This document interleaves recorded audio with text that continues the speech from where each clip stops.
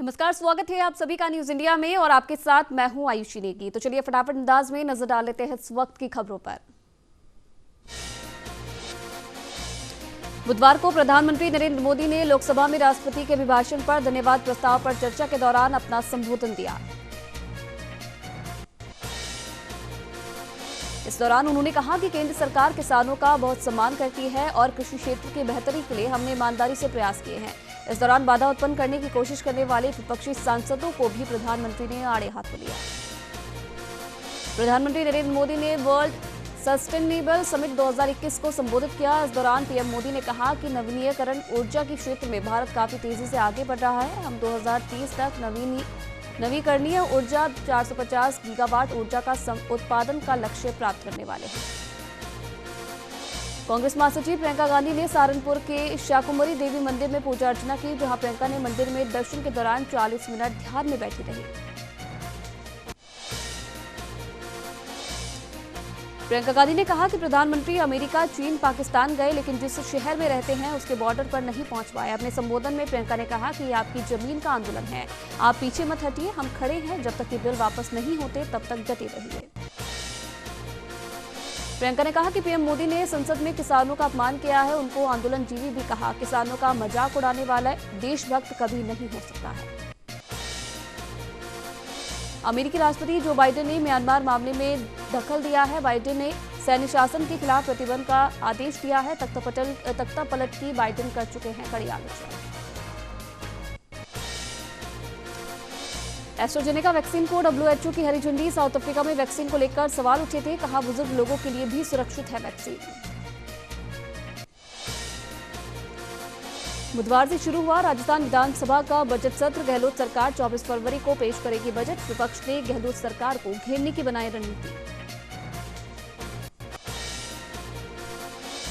Social media की सेना तैयार कर रही कांग्रेस। 5 लाख युवाओं को ट्रेनिंग देने का टारगेट। कांग्रेस ने जारी किया मेल आईडी और फोन नंबर, कहा सोशल मीडिया पर बीजेपी का होगा पर्दाफाश। वहीं राजधानी दिल्ली में सुबह घना कोहरा छाए रहने की वजह से विजिबिलिटी काफी कम रही। मौसम विभाग के मुताबिक दिल्ली में सुबह तापमान 11.4 डिग्री सेल्सियस रहा। उत्तर प्रदेश के प्रयागराज में मौनी अमावस्या पर श्रद्धालुओं ने संगम में पवित्र डुबकी लगाई। रात 12 बजे से ही बड़ी संख्या में लोग स्नान करने के लिए यहां पहुंच रहे हैं।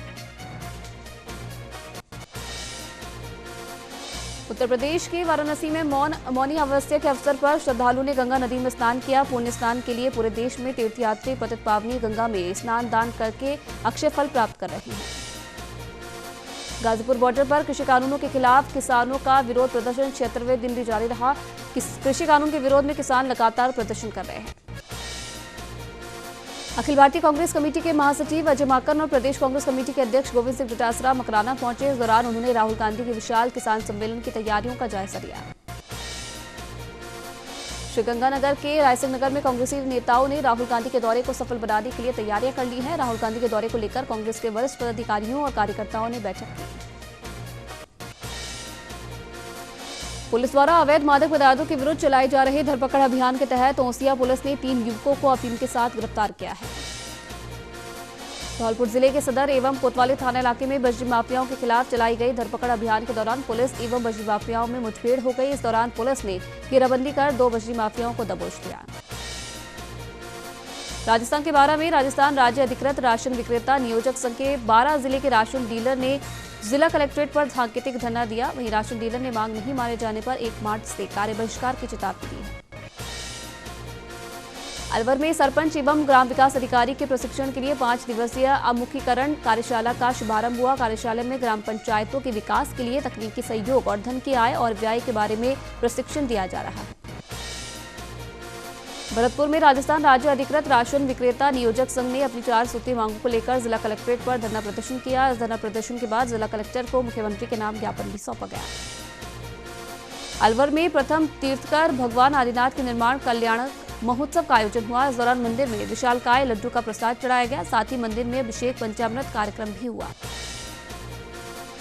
नागौर के मुंडवा में अंबुजा कंपनी के प्लांट के परिसर में भीषण आग लग गई। आपको बता दें कि मुंडवा में निर्माणाधीन अंबुजा सीमेंट कंपनी के प्लांट में मैदान में अचानक आग लग जाने से प्लांट के अंदर रखा मटेरियल, घास और पेड़ पौधे जलकर राख हो गए। जालौर शहर के विकास को लेकर नगर परिषद सभागार में आयोजित की गई बैठक। इस दौरान 72.92 करोड़ बजट की घोषणा हुई, जिसमें शहर के विकास पर 23.10 करोड़ खर्च होंगे।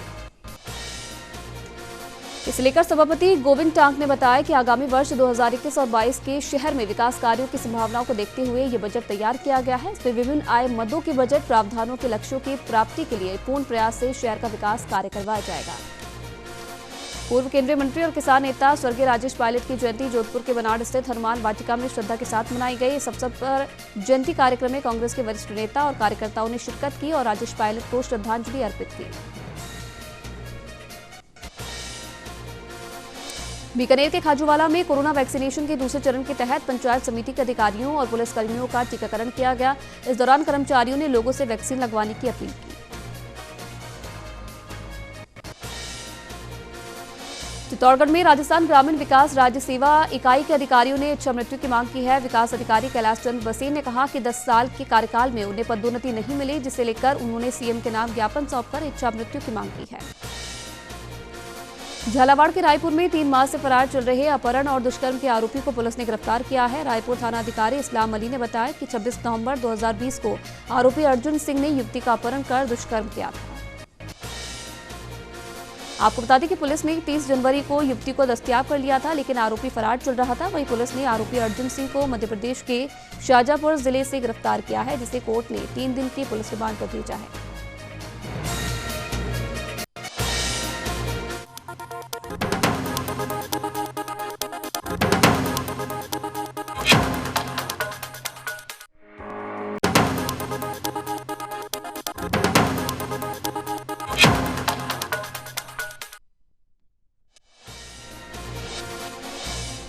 राजस्थान से गुजरात ले जाई जा रही शराब की खेप सिरोही में रीको पुलिस ने बरामद की है। साथ ही पुलिस ने इस मामले में 2 आरोपियों को भी गिरफ्तार किया है। मुनी में ग्रामीण विकास एवं पंचायती राज विभाग के अधिकारियों एवं कार्मिकों ने बुधवार को मुख्य कार्यकारी अधिकारी मुरलीधर प्रतिहार के नेतृत्व में कोरोना वैक्सीनेशन करवाया। इस दौरान सीईओ प्रतिहार ने कहा कि कोरोना को हराने के लिए हमें सरकार की मंचानुरूप कार्य करना चाहिए। साथ ही साथ उन्होंने कहा कि सोशल डिस्टेंसिंग का पालन करने की भी इस वक्त जरूरत है। भरतपुर के बयाना नागल सीसो में ट्रेन की चपेट में आने से एक युवक की मौत हो गई। मृतक के परिजनों का कहना है कि नगला सीसो का कोई बयाना शहर से रास्ता नहीं होने के कारण रेल की पटरी क्रॉस करके आना पड़ता है। युवक मजदूरी करके देर रात घर लौट रहा था और इस दौरान यह हादसा हो गया।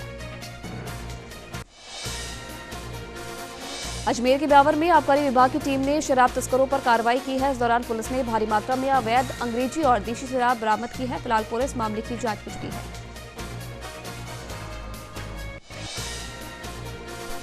सिरोही के माउंट आबू में राजेश पायलट की 76वीं जन्म जयंती विवेकानंद उद्यान में मनाई गई, जहां कांग्रेसी कार्यकर्ताओं ने राजेश पायलट की प्रतिमा पर पुष्प अर्पित कर उन्हें याद किया।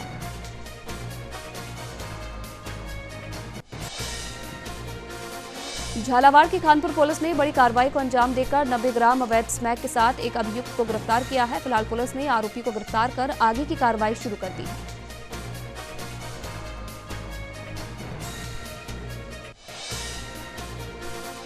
पाली के जोसत में शिवपुरा थाना पुलिस ने अवैध बजरी परिवहन करते हुए पुलिस ने 2 डंपर जब्त किए हैं। पुलिस ने डंपर से अवैध बजरी भी बरामद की है।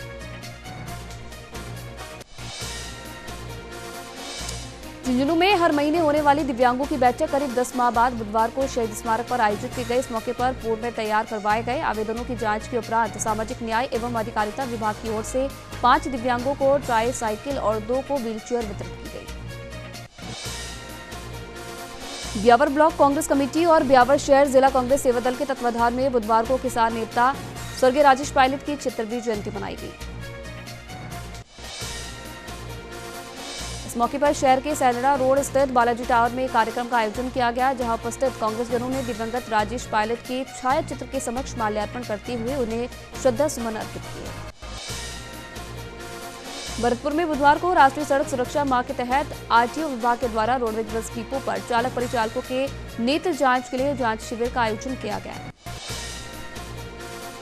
भरतपुर में बुधवार को श्री हनुमान मंदिर भूरी सिंह व्यायामशाला पर जिला कांग्रेस और व्यायामशाला पर पूर्व सांसद और किसान नेता स्वर्गीय राजेश पायलट का 76वां जन्मदिवस मनाया गया।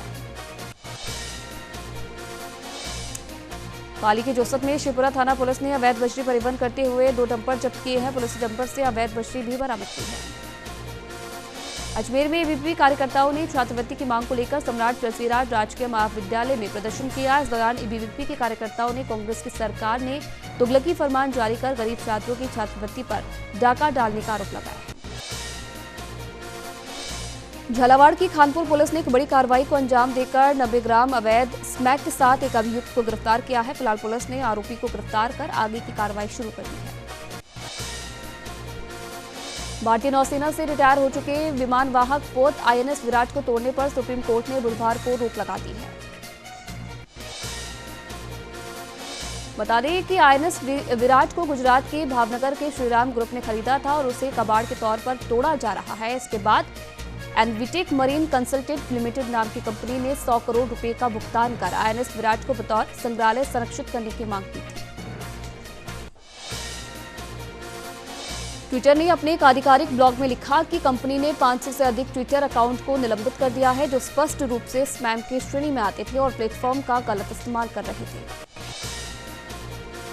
कंपनी ने नियमों का उल्लंघन करने वाले सैकड़ों अकाउंट्स के खिलाफ कार्रवाई की है, खासतौर पर उनके खिलाफ जो हिंसा, दुर्व्यवहार और धमकियों से भरे हुए थे।